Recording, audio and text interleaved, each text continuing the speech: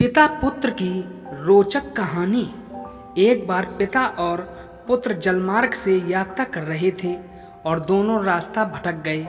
फिर उनकी नौका भी उन्हें ऐसी जगह ले गई जहां दो टापू आसपास थे और फिर वहां पहुंचकर उनकी नौका टूट गई।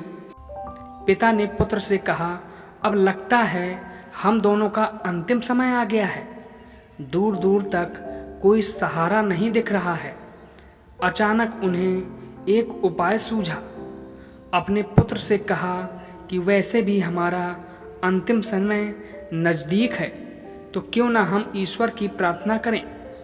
उन्होंने दोनों टापू आपस में बांट लिए, एक पर पिता और एक पर पुत्र, और दोनों अलग अलग ईश्वर की प्रार्थना करने लगे। पुत्र ने ईश्वर से कहा, हे भगवान, इस टापू पर पेड़ पौधे उग जाएं, जिसके फल फूल से हम अपनी भूख मिटा सकें। प्रार्थना सुनी गई।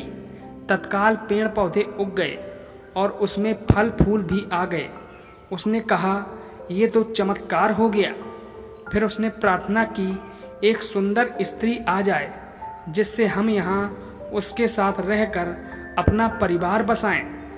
तत्काल एक स्त्री प्रकट हो गई।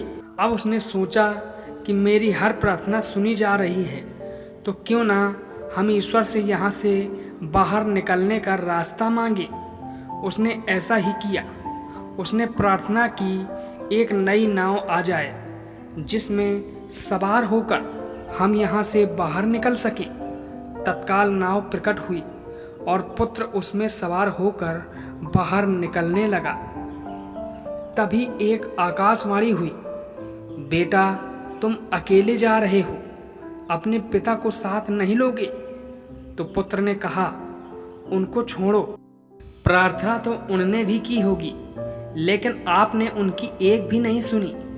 शायद उनका मन पवित्र नहीं है, तो उन्हें इसका फल भोगने दो ना।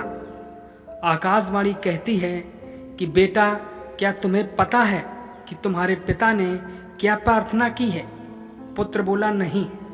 तो सुनो, तुम्हारे पिता ने एक ही प्रार्थना की, हे भगवान, मेरा बेटा आपसे जो मांगे उसे दे देना।